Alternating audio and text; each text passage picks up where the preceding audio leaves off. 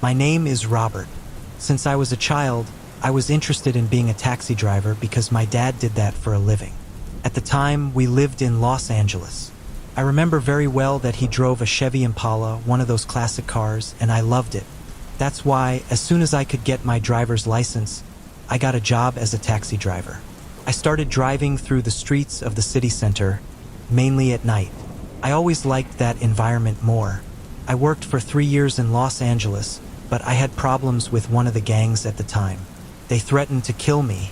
When my family found out, they got scared, and my dad sent me to live with one of his brothers here in San Diego. Since I arrived, I tried by all means to get a taxi. It was what I was used to doing. With the help of my cousins, I was able to do it. As I went along, I got to know the city better than anyone. I knew where to go and where not to go because there were very dangerous places. One night, around 9 p.m., I was driving through the center when a woman signaled me to stop. She was dressed very provocatively, wearing a short silver dress, her hair loose down to her waist, and a fascinating smile. I stopped abruptly because there were other taxis, but no one was going to beat me to the fare. She opened the front door and sat next to me. I couldn't help but look at her legs, which were really pretty. I didn't have to guess anything. She was a night worker. Her mouth was pink, and she had long blue eyelashes. She asked me to take her to the red light district. I smiled at her and drove slowly so I could talk to her for a while. I asked her where she worked because I knew that place and had never seen her before. She answered that she was new in town and worked in a cabaret called Temptations. She leaned on the door, crossed her legs, and looked at me. When she did, I realized that her gaze was cold, without shine or emotion. I assumed her job required her to be like that. I asked her name, and she replied, Yadira, letting me see her white teeth. Everything was going perfectly. We talked as if we were lifelong friends. But there was one detail I noticed. She didn't blink. Every time I turned to look at her, I realized she was staring at me. She had a smile, but it seemed her features had frozen. I remember running 2 red lights because I was distracted looking at her. I was thinking about asking if I could pick her up after work because, in reality, she had me fascinated with her beauty. We were still a few minutes away from the red light district when her questions became strange. She stopped smiling and asked me if I was afraid of death. I was surprised. I shrugged and told her I didn't know. After that, I smiled, but it didn't seem to amuse her. She frowned, and her questions became more uncomfortable. She asked me if I had ever felt the cold that only death gives. This time I answered, telling her no and that I wouldn't like to feel it, at least not then. I began to tense up because I had never been in such a strange situation. She seemed more interested in my reactions, in whatever I was going to say. She leaned closer and asked me if I had ever touched the skin of a dead person. Nervously, I answered no and asked her why she was asking me these things. She just leaned back on the door and smiled at me again, but this time in a macabre way. I knew we were about to reach the area because I was already driving on unpaved roads. The car was constantly rocking. When I turned to look at the street ahead, I felt her gaze so heavy that it made me turn back to her, as if she didn't want me to take my eyes off her. When I saw her teeth again, they were no longer white. The smoothness of her skin seemed to become rough. The legs that had caught my attention so much were getting thinner, and her appearance, in general, was becoming cadaverous. To this day, I don't know why I couldn't react. Maybe it took me a while to feel the fear. I only remember that I kept driving until I entered the grounds of the red light district. I hurried to get to the cabaret, Temptations, which wasn't far from the main entrance. I stopped the car, feeling my whole body shaking. After a few seconds, I turned to my side, and in the passenger seat was a skeleton dressed in rags. It had a smell I didn't recognize, like a soaked animal, but its eyes didn't stop looking at me. I got out, frightened, and saw a patrol car approaching. I ran to inform them that inside my taxi was a dead woman. One of the officers stopped me, and the other went to investigate. When he returned, he told us there was nothing. He asked me if I had taken or used any substances. I assured him there were the remains of a woman. After checking that I was in my right mind, they accompanied me to my car. I remember shaking with fear thinking about what I was going to see. To my surprise, there was nothing in the taxi. Couldn't believe it. I searched the car from all sides. The police told me I might have imagined it, but I assured them I hadn't. After a while, they let me go with the condition that I leave the place. If they saw me again, they would stop me. Finally, after a long time, I parked and calmed down. I dared to get in the taxi again, but that strange sensation didn't leave me. I had engraved in my mind her slender figure adorned with that dress, then her remains, making me shudder from the chills. I finished that shift and swore to myself never to work at night again. When I walk around downtown, even now, when the evening falls, I seem to see that girl signaling me to stop. The horrible memories come back to me. The night I got into my taxi with a dead woman, a companion, or who knows what she was. But she was the most beautiful you can imagine. If you're enjoying the video, please subscribe the channel for future videos, and like and share with your friends.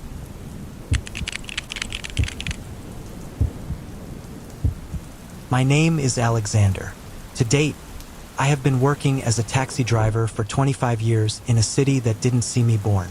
I want to share the story. I lived in Salt Lake City, Utah. I was born very close to there, in a small town about 17 kilometers away. To drive a taxi, you need a certain courage, not only to deal with people who can sometimes be problematic, but also to drive at night through truly desolate places. When I started as a taxi driver, the city wasn't as it is now, with wide streets and many bridges. It was barely preparing to become the city it is today. Among its old streets, I circulated at night, carrying and bringing unknown people in the back seat of my car. I remember very well one occasion when two men stopped me on a dark and lonely street in a neighborhood called Greenwood. I stopped and they opened the door. Without saying anything to me, they hurriedly got another person into the car. It got a little complicated for them because the gentleman was too drunk. They settled in and gave me the address where they wanted me to take them.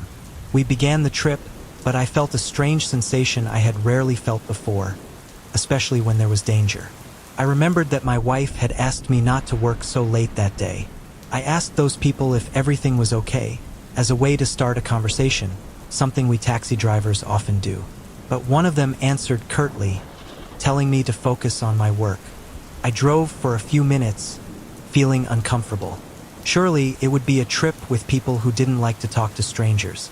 This had happened to me before. The first time I looked in the rearview mirror, it seemed like there was something strange about that man. He had his eyes open, but his gaze seemed lost. He was slightly leaning back with his mouth open. His companions, sitting beside him, were talking among themselves without giving importance to his appearance. Without caring that I heard them, they wondered what they were going to do with that man. In a crude way, they said their job was to leave him in the indicated place. What happened to him afterward, whether he was left there forever or the dogs ate him, was no longer their problem. The destination wasn't far, about 10 minutes from where they had approached me.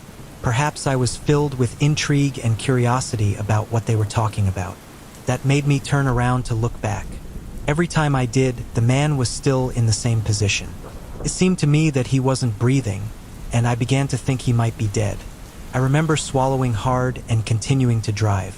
I looked at my watch. It was already past 1 a.m., and the air was cool, so I closed the window. But a few minutes later, a slight smell of blood reached me. I turned back again, only to realize that those men were looking at me. That put me on alert, and I accelerated a little more to get to the destination as soon as possible. When we were a few blocks away, they told me they were going to leave their friend there and that they would take them somewhere else. I nodded my head. I drove slowly down a dirt road. The whole stretch had no light poles, and the few houses were dark. I turned back again, and those men were still watching me intently. I didn't want to give it more importance than it deserved.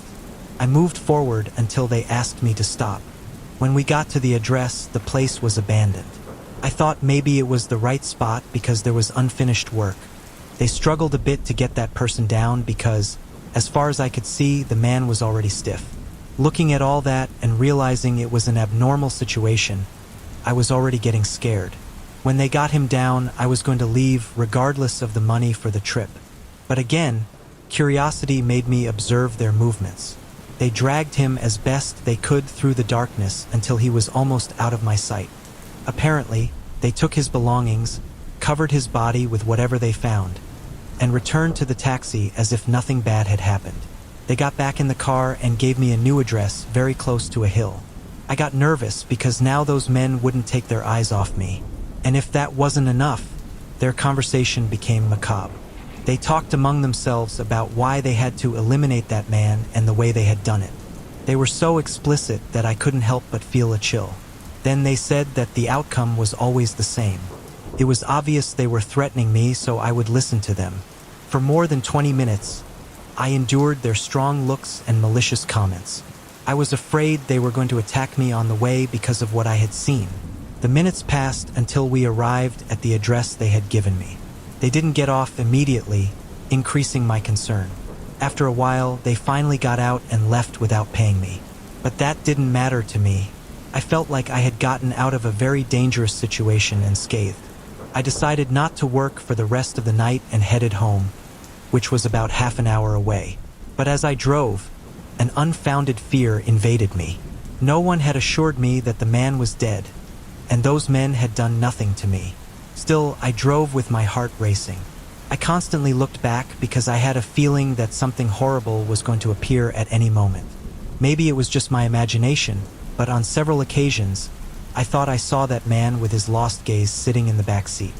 I remember stopping the taxi and getting out nervously. I looked again and again, but the seat was empty. I got back in the car and tried to drive calmly. When I finally got home, my soul returned to my body. It was almost 4 a.m. I took a shower and spoke to my wife to tell her what had happened. She was happy to see me because she had had a bad feeling for hours. That's why she had prayed for me. Luckily, I never saw those men again. For some time, I didn't go back to work until very late. Although many other things happened to me, this has been the worst of all. Perhaps this story isn't paranormal, but I think it's a different kind of terror that many taxi drivers have lived.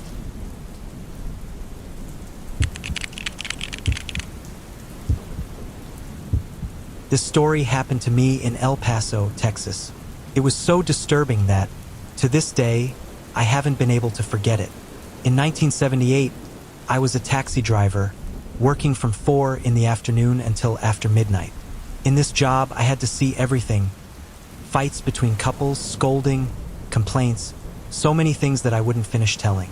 But this story is different. I lived it on a dark and cold night. I remember it was at the beginning of January, the coldest month here, with temperatures between 0 and -2 degrees. It was around 10 p.m. when the base called, requesting an emergency taxi. It was another driver's turn to make the trip, but he refused, claiming it was too cold. Since my shift was still on, I headed to the address. It was in a somewhat far-away neighborhood, very close to some brick factories. The direction was quite dark and looked gloomy, especially because I had to cross a stream on a narrow, old bridge. After 15 minutes, I arrived outside a wooden house. 3 adults came out, carrying a child of about 11 years old. One of them was holding him wrapped in blankets while the child was crying and kicking. The neighbors, who were never missing, gathered to see how they put him in the taxi. A lady, perhaps his mother, came to the front seat, visibly distraught. I asked where they were taking him. They told me to a church about 20 blocks away. It was strange because at that time all the churches were closed. I had barely gone 1 or 2 blocks when the child became upset. He struggled to get away, so strong that he moved the taxi in both directions. The lady in the front began to cry while pressing herself against the seat.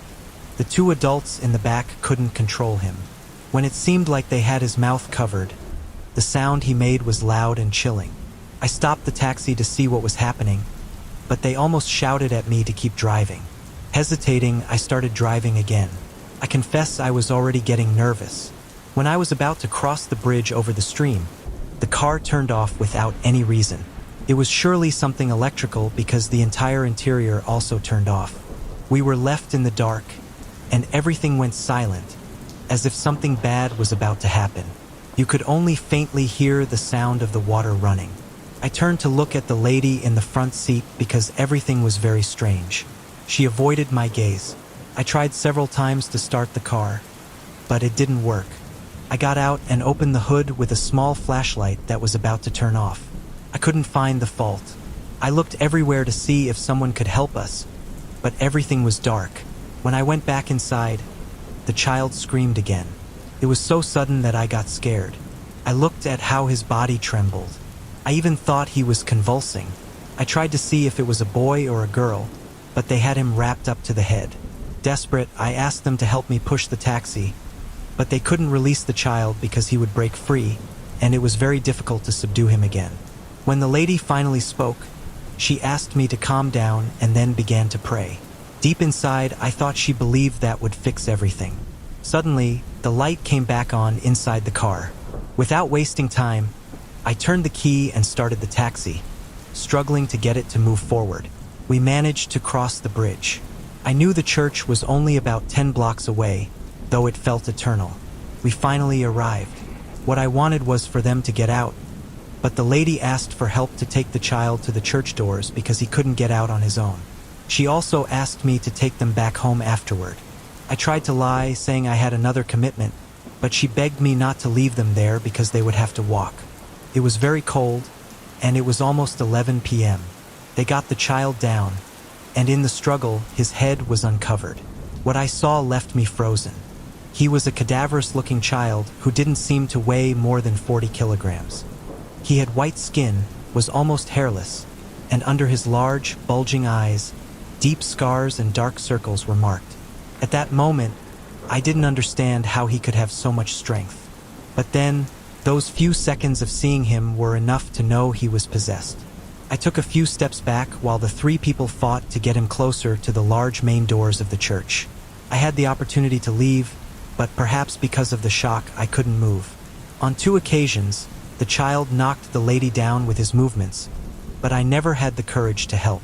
When they finally got him to the wooden doors, the child calmed down and remained still for about 5 minutes. Then, only one person was able to return him to the taxi. They got in, but I stayed outside.